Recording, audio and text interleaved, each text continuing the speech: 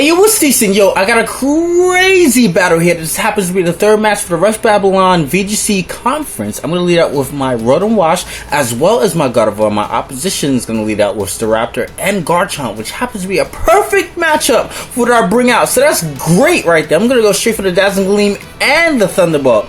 But unfortunately for me, his Scarf Staraptor decides to take itself out in efforts to take out my Gardevoir, which I guess he was thinking that my Gardevoir was Scarf, which it actually...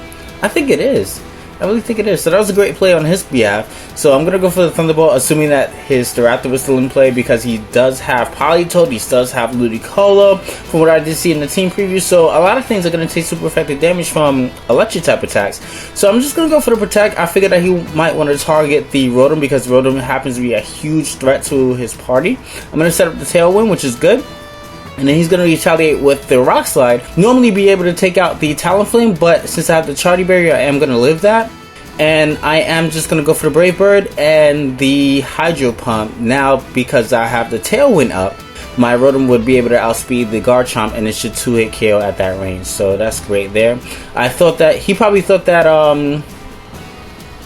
Rotom wasn't going to be able to take out the Garchomp, so I guess he probably attacked the Talonflame again with the Rock Slide or something like that to try to do damage to both Talonflame and Rotom, and then went for the Scald on the Rotom so that you have some residual damage from the burn. So that's exactly what takes place, except for the fact that he doesn't knock out my Talonflame. Now, I made a questionable play here because I kind of underestimated the fact that he might have the Fake Out. I did have Quick Guard actually, and I was like, should I go for it? If I want to go for Quick Guard, I don't want to go for Quick Guard and end up being overtaken by like Hydro Pump or Surf or something like that. So I just went straight for the Brave Bird, but it happens to not pay off in that case scenario. And this match would have actually been over had I just gone for the Quick Guard and then afterwards go for the Brave Bird and then the Thunderbolt on the Politoed. So that was really disappointing that I didn't do that. So I'm going to have to become a little bit more intricate here as I bring in my last Pokemon, the Smeargle. And I'm going to go for the Thunderbolt to take out the Politoed, which is great.